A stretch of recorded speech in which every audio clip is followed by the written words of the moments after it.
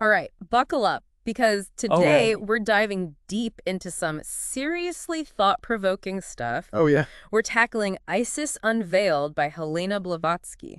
That's a big one. It is, it is. Lots to unpack there. Yeah, you guys requested this one, fascinated by the history of esoteric thought. And when it comes to that, Blavatsky is Kind of a legend. a total legend. I mean, her book, it blends science, spirituality, the occult. It's Yeah, a lot. it's a lot to wrap your head around, but we're gonna break it down. We'll tease out the good bits. We'll find the good bits for you, don't you worry. Absolutely. What I think is so interesting about Blavatsky is that she wasn't just off in a corner somewhere, coming up with these mystical stories. She was really going head to head with some of the biggest thinkers of her time. Oh yeah, taking on the scientific establishment, the religious authorities, late 19th century. She doesn't hold back, does she? Not at all. Like, she straight up says, scientists, you're stuck in this materialist worldview, too focused on what you can measure and see, you know? And she uses their own words against them. She points out what she calls the confessions of failure from these scientists. Oh, like For example, she brings up William Crookes. Oh, wow. Yeah, a pioneer in electromagnetism. Right, right. But even he admitted that science couldn't fully explain things like psychic abilities. Mm. And Blavatsky's like, see? There's a whole dimension of reality you're missing. She uses that as proof. Exactly. Yeah. Ammunition for her argument that there's more to the universe than just the physical. So she takes on science. Uh-huh. What about religion, though? Well, she doesn't let organized religion off the hook either. No, I don't think so. Blavatsky finds fault with all that rigid dogma, says it strayed too far from the real esoteric wisdom that she thinks was at the heart of ancient traditions. So if science is too narrow, religion has lost its way, where does she say we should look for this lost wisdom? Like, where is it hiding? She points us straight to the ancients, The ancients, of course. of course. Blavatsky claims civilizations like ancient Egypt, India, Chaldea, they had this deep understanding of the universe and the soul, knowledge that's been lost over time. But it's not just like a vague spiritual feeling she's talking about. Oh, no, she gets So specific. he gets into the details. She throws out this crazy time cycle over 308 million years. That one's a bit mind-boggling. It really is. And she claims it's not just a random number. She says it's based on actual astronomical calculations. Wow. Blavatsky believed in this idea of cyclical progress for humanity and the cosmos as a whole, like this giant cosmic wheel turning, civilizations rising and falling over these incredibly long periods. And where are we on that wheel? On the downswing, according to Blavatsky. Oh, great. Yeah, not the best news there. All right, so we've got scientists who are skeptical, religious dogma that's limiting, and this lost wisdom of ancient civilizations. That's quite a mix. What's the thing that ties it all together in Blavatsky's view? What's the foundation of her whole worldview? That would be the astral light. Astral light. Think of it like a cosmic internet, this invisible library that records every event, every thought throughout all of time. That is a lot of data. It's mind-blowing. Okay, so how do we tap into this cosmic Wikipedia? How do we access it? Blavatsky believed you could access it through psychic means. Okay. Things like clairvoyance, telepathy, even magic. It all stems from this astral light. Hold on. Magic, like pulling rabbits out of hats, sawing people in half? What kind of magic? Not exactly. Okay. For Blavatsky, magic wasn't just tricks or superstition. It was a divine science. Hmm. It's about understanding and manipulating this astral light, almost like spiritual engineering. I like that. And she saw evidence of this in mesmerists, the feats of fakirs, the rituals of ancient priests. So she saw magic as like a lost technology, based on knowledge we've lost or suppressed. Right. She even points to the legend of quenchless lamps, said to burn eternally in some Eastern temples, as proof of this manipulated astral force. That's interesting. To quote Blavatsky herself, magic was considered a divine science, which led to a participation in the attributes of divinity itself. Powerful stuff. Yeah. But if we have this astral light with all this potential, wouldn't there also be a darker side to it? Oh, absolutely. That's where things get really interesting. Okay. Blavatsky talks about different beings that inhabit this invisible world. I'm listening. On one hand, you've got elementals, nature spirits, kind of like fairies or gnomes, Right. generally harmless. Right. But then there are the elementaries, and they're a different story. Oh, this sounds ominous. Yeah, they're a bit more intense. What are they all about? Blavatsky describes them as the lingering astral shells of dead people, Oh, wow. and they can become malevolent, clinging to the living, causing trouble. That sounds unpleasant. It's not ideal. No. She even suggests that some accusations of witchcraft throughout history might be tied to these negative elementaries latching onto people. Oh, okay. Now that's sending shivers down my spine. A bit creepy, right?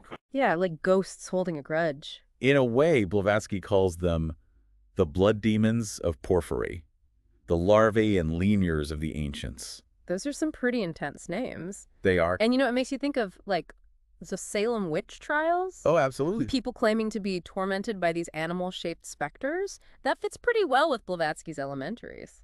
Chilling stuff, and it all points back to this idea that there's this whole invisible world operating alongside our own, full of forces and beings that we mostly don't even notice.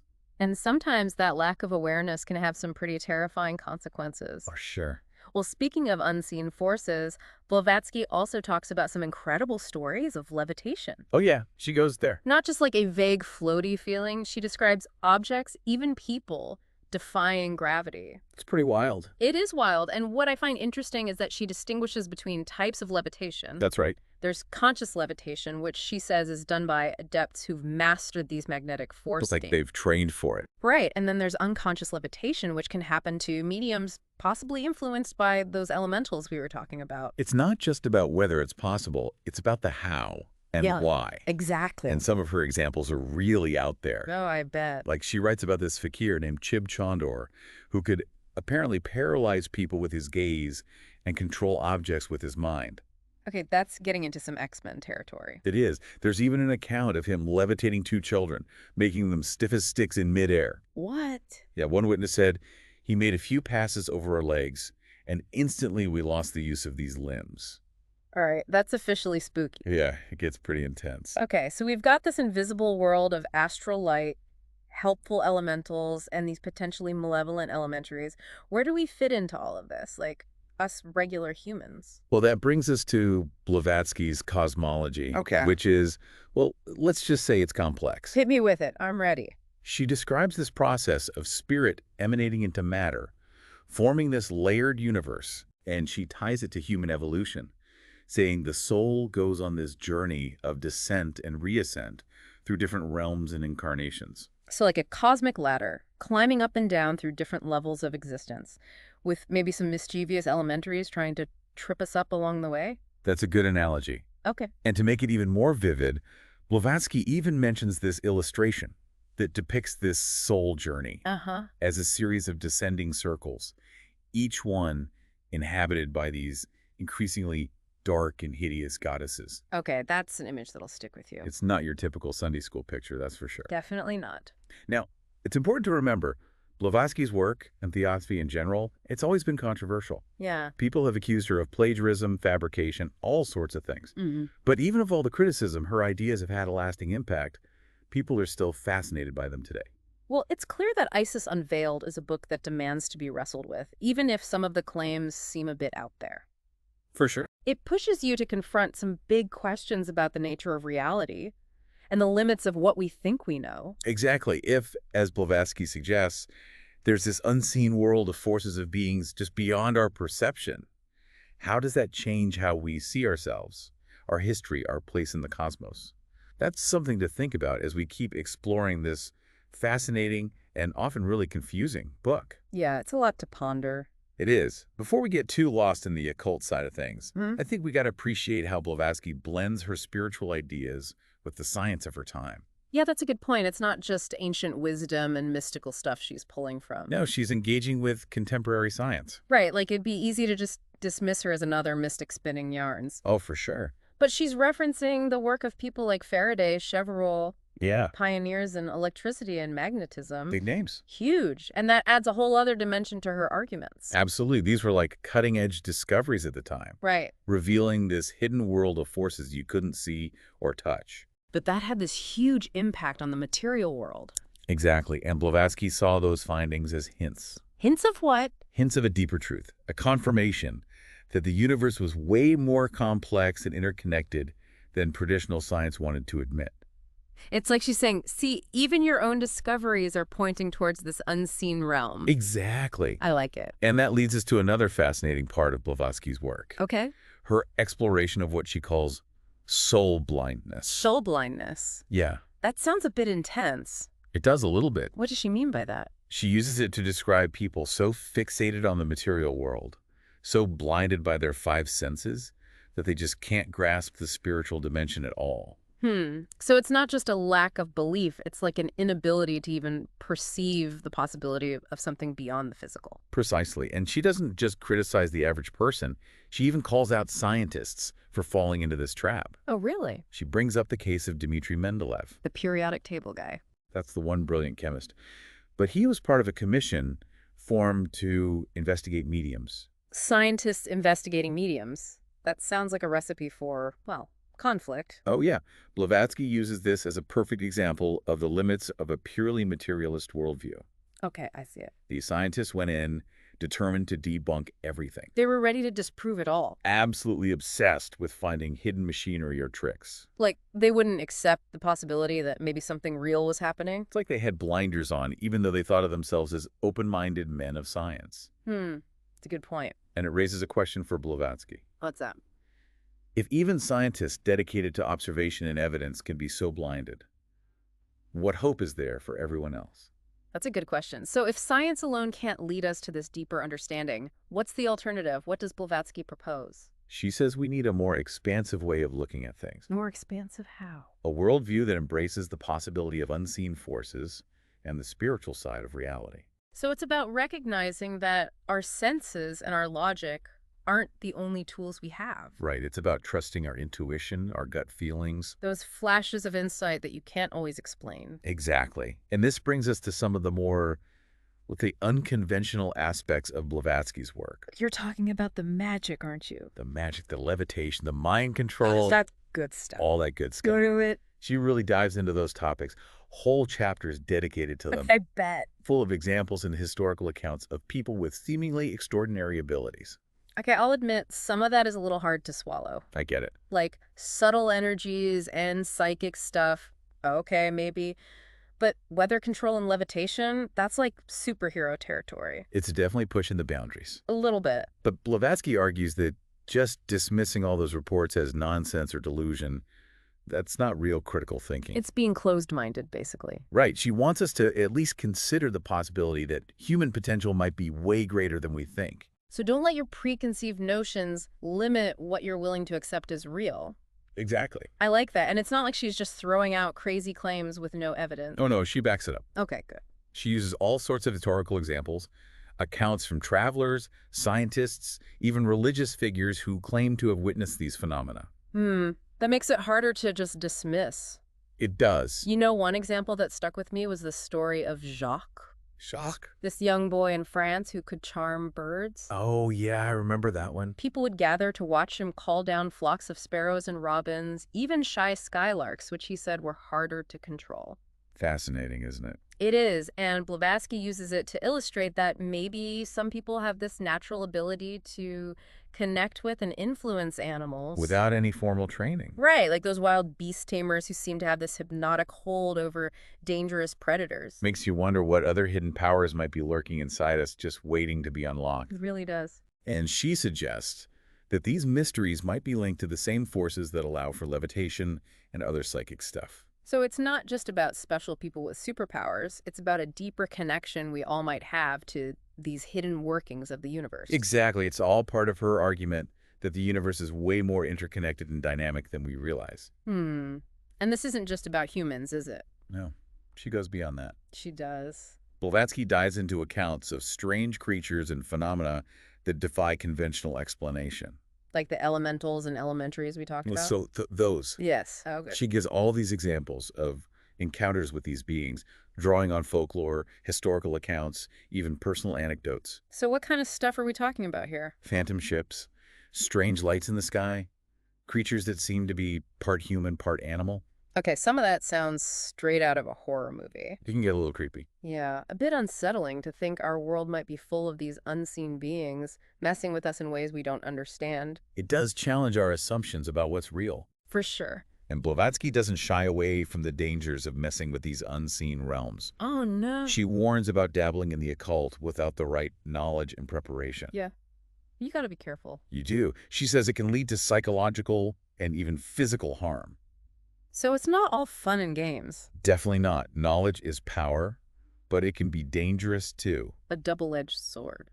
If we're going to explore these hidden dimensions, we need to do it carefully and respectfully. Like venturing into uncharted territory. Exactly. You need a good map, a compass, maybe even a guide who's been there before. So curiosity, but with caution. A good motto for any aspiring occult investigator. I like it. I think Blavatsky would approve. So we've covered a lot here, from Blavatsky's critiques of science and religion to her ideas about ancient wisdom, the astral light, and the potential for humans to develop extraordinary abilities. What's the main takeaway, the big picture message? I think one of the most important things we get from Isis Unveiled is that reality is way more complex and mysterious than we usually assume. Deeper than we think. Blavatsky challenges us to question that materialistic worldview and consider the possibility of unseen forces and dimensions operating right alongside us. It's a call to wake up to the wonder and mystery that surrounds us. Even in the everyday stuff, Yeah. it's a reminder that learning is a journey. Oh, yeah. A journey that requires us to be open to new possibilities and challenge our own assumptions about what's real and what's possible.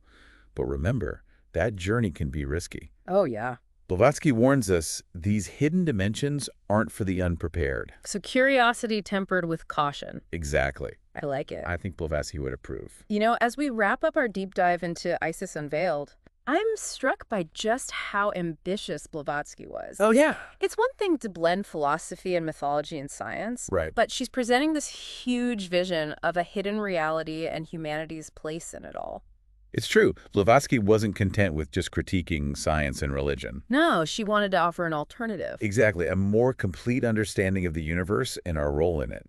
And that's where her concept of esoteric wisdom comes in. Esoteric wisdom, that's a pretty big idea. It is. She's basically saying there's this deeper level of knowledge, this hidden truth passed down through the ages. But it's not easy to get at. Right, you can't just stumble upon it. It takes effort, dedication, a willingness to look beyond the surface of things. And it's not just about collecting knowledge for the sake of it, right? No, not at all. Blavatsky thought this esoteric wisdom had real practical implications for our lives. Absolutely. She saw it as a path to self-discovery and spiritual growth. It's about unlocking our full potential. As individuals and as a species. Right, but that sounds a little overwhelming. It can be a lot to take in. Where do we even start? If this ancient wisdom is so hidden, how do we find it? Well, she doesn't give any easy answers. Yeah, I figured. No quick fixes. Blavatsky makes it clear that the path to esoteric knowledge is a challenging one. That's gonna be tough. It takes discipline,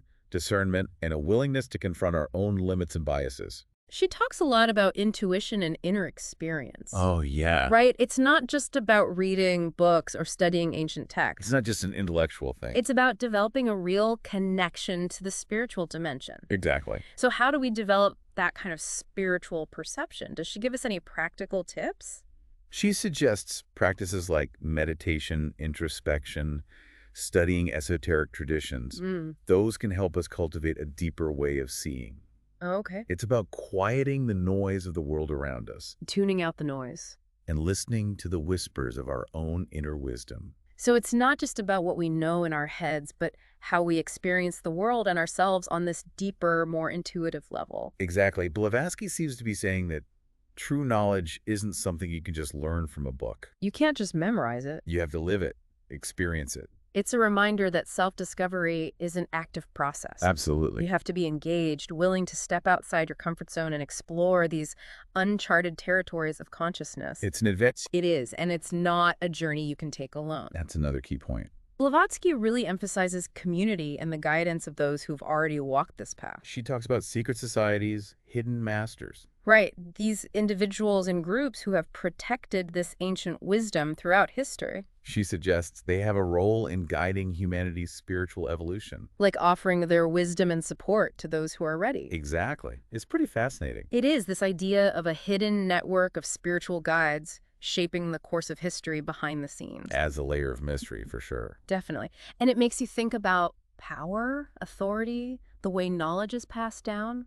Big questions. We've covered so much in this deep dive into Isis Unveiled, and I feel like we've barely scratched the surface. Yeah, it's a dense book. It is. Packed with ideas. A lot to unpack. Blavatsky's ideas are challenging, complex, sometimes even contradictory. Yeah, definitely not a light read. But they offer this really unique perspective on reality and the potential of human consciousness. She's given me a lot to think about, Me too. but I think that's her biggest legacy. You might be. Her ability to inspire this sense of wonder, curiosity, and a desire for knowledge that goes beyond our everyday view of the world. That's a powerful thing. It is. So if you're listening and you want a book that will challenge your thinking, Make you question everything. expand your horizons, and maybe even creep you out a little, Isis Unveiled is worth a read. just be ready for a wild ride. Buckle up. And as you explore Blavatsky's world, remember to keep those critical thinking skills sharp. Lots to unpack. There's a lot to unpack. But it's a journey worth taking.